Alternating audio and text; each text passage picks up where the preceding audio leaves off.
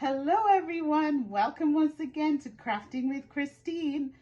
I am bringing you another session from the TLC Arts group from the Lakeside Church, Toronto, which currently is full of snow, but we are crafting and we are going to do something meaningful today. We are going to make a lamp that is going along with the theme of letting your light shine. So I'm really glad that you're going to spend some time with me today, and I hope that by the time we finish, you will be glad that you did it. Have a great session. So today we are going to create a lamp from some simple dollar store products. Everybody knows I love the dollar store, but I'm trying to keep it with the theme. So the theme is with Jesus, the light of the world. We have just come through the Christmas season where we were celebrating the birth of Jesus. So now that we are in January, I thought about what could I do that would be encouraging to others who watched it, and also tie it in with our crafting experience.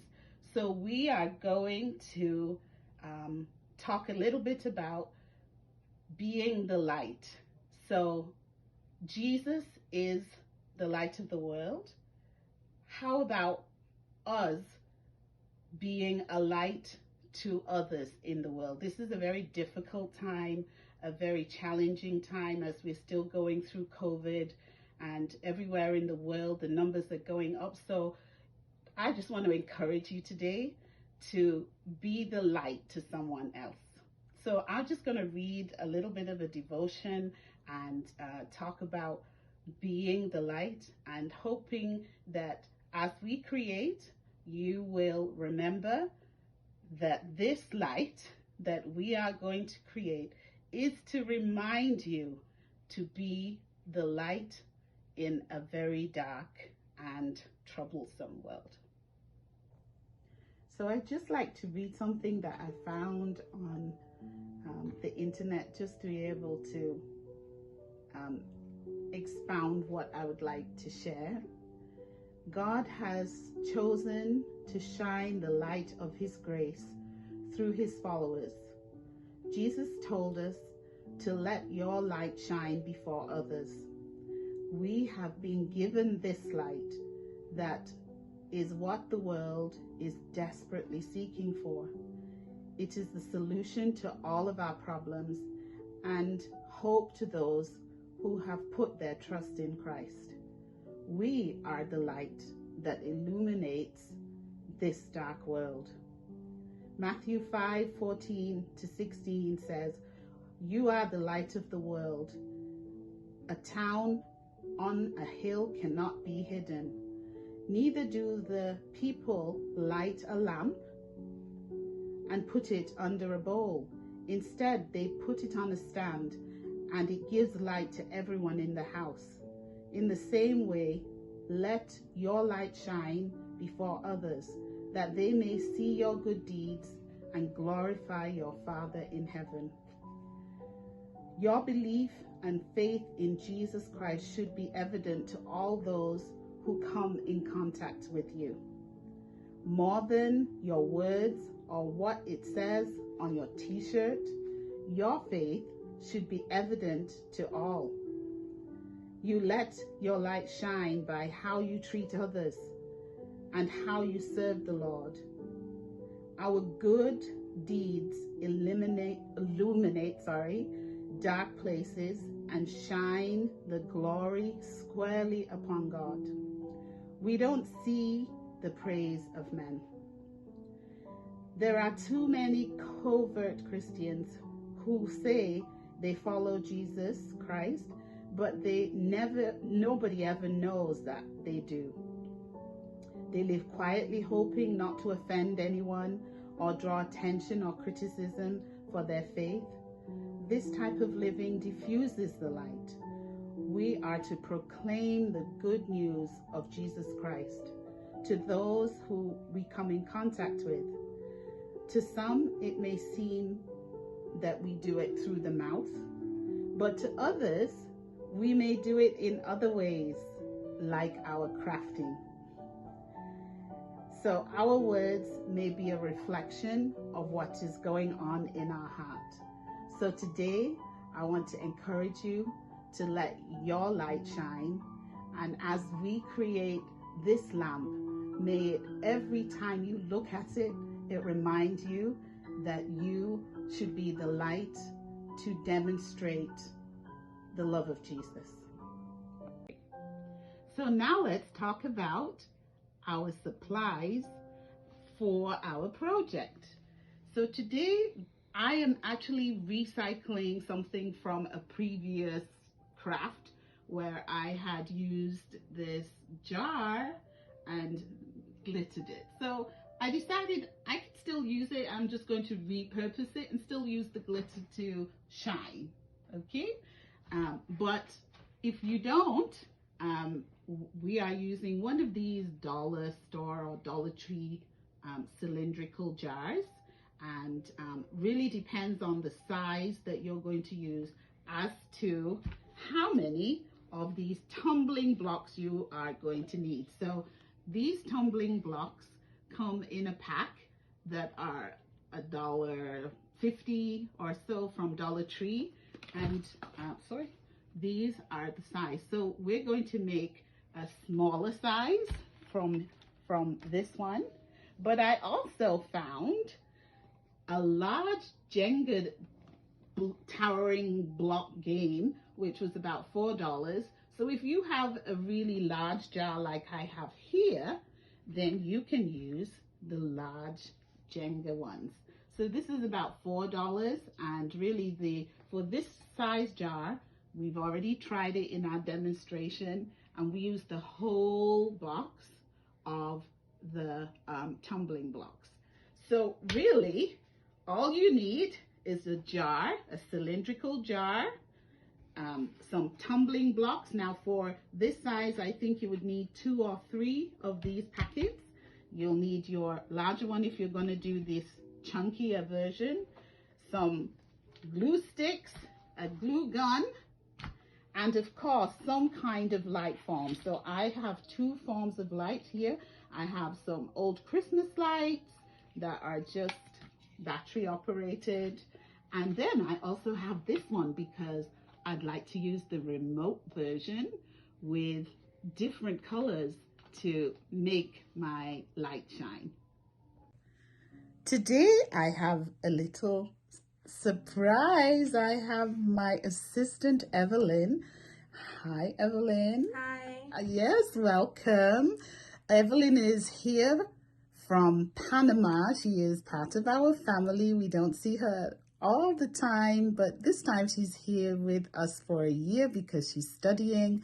And while she is here, I am going to ask her to assist me in all of my videos because it makes things so much easier. And so she's not keen to be so much on camera, so I'm just encouraging her to show her face now, but during the video you'll see her hands. So welcome Evelyn, and thank you for helping.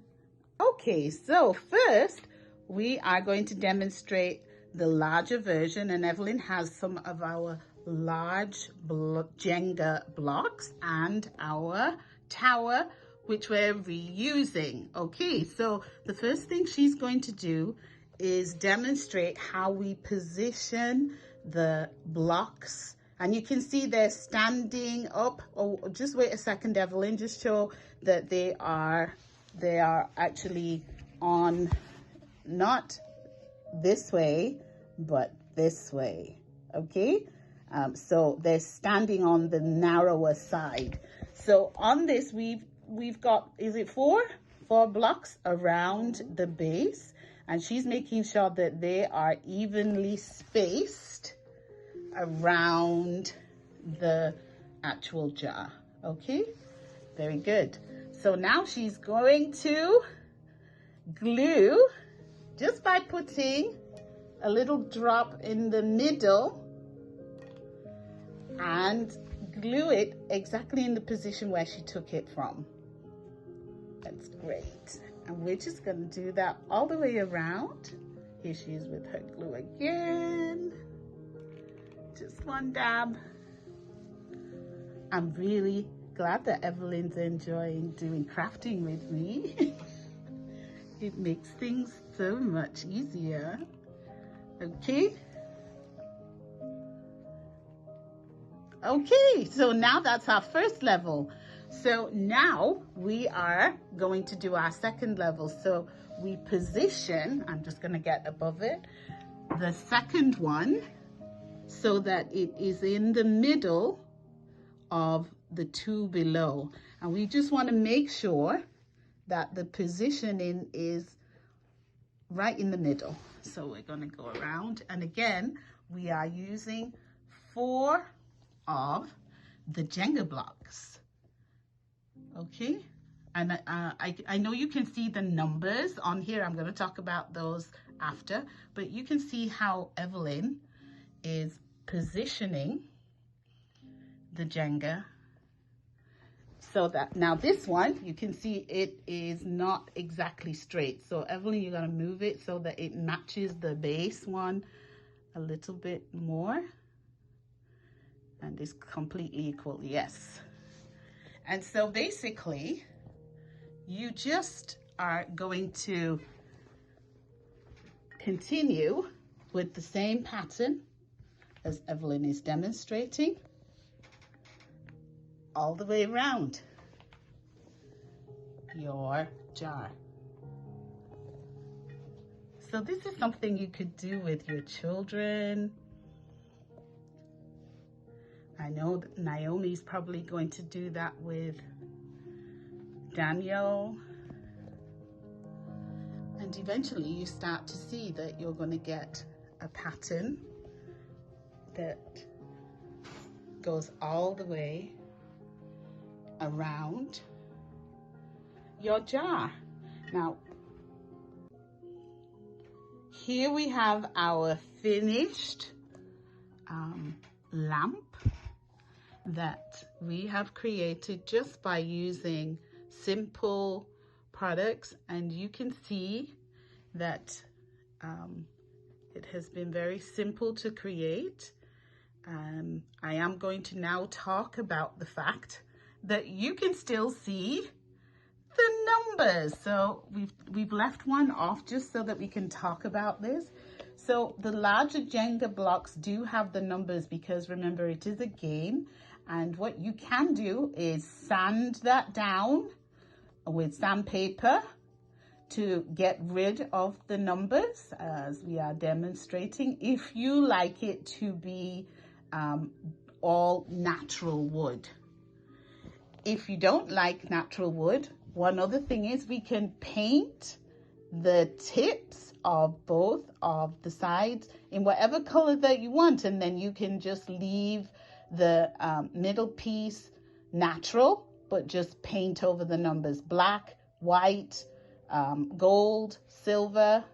We could do that with that, and then just your edges will be one painted color, and you can still have the natural wood. The last thing we can do is spray paint the whole lot. Either just, which is probably what I'm going to do. So now that we have the natural look here, because this one has all of the numbers on, I am actually going to take this apart and spray paint it and show you at the end what this tower block looks like.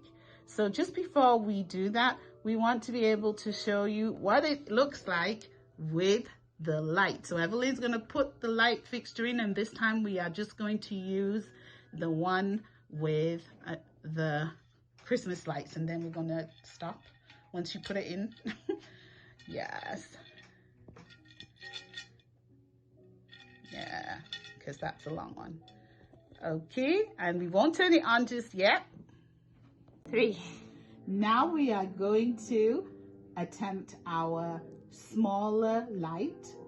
This one we are using a different light fixture. This light fixture is has many functions, and it has a remote control. So this is very inexpensive, and we can change the color and change the ambiance. Would be fun for a child's room, or even if you want to give a different look in your room. So I just want to demonstrate that it's best to put this light thing in with your hand right from the beginning before you start to lay your blocks around, because it's a little bit difficult to do once you have all your blocks all there, trying to get your light fixture to be placed. So place your light, and it does lay very flat in here, and because it can easily be rolled out, you can change your batteries and continue to use it. Here is the demonstration of where we're at for our smaller Jenga. So I've gone ahead and got to this level, so I'll just finish off showing you how, but I won't glue it. I'll just position it, just making sure again that the spaces in between are very even. And what I will say is that this one is a little bit more delicate, a little bit more fiddly. So probably, you know, an adult who is not clumsy might want to try this one. But I do love the effect that this one gives, which is a little bit different to the larger block. You know, it really, and I like the natural look of this one. Now obviously, if you're not into light wood, you can get a stain and stain your blocks to the color of the wood that you would like, but it just means that you would have to individually paint. I'm just going to get some more. You would have to individually paint each one to get it to the end. So for this one, I used 5 blocks around the jar, and I think that looks so good. I really do like the effect of that one. As I said, you can leave it natural, you could stain it, you can spray paint it, and you can do whatever you want with it. So I hope you enjoyed that. Now we're going to show you what it looks like with the light in it. So here is our finished Jenga block light that you can use at the side of a child's bed. You can use in your own bedroom. You can use it as a gift for a friend. But again, the reason why we're doing this is so that every time you look at it, you will let your light shine.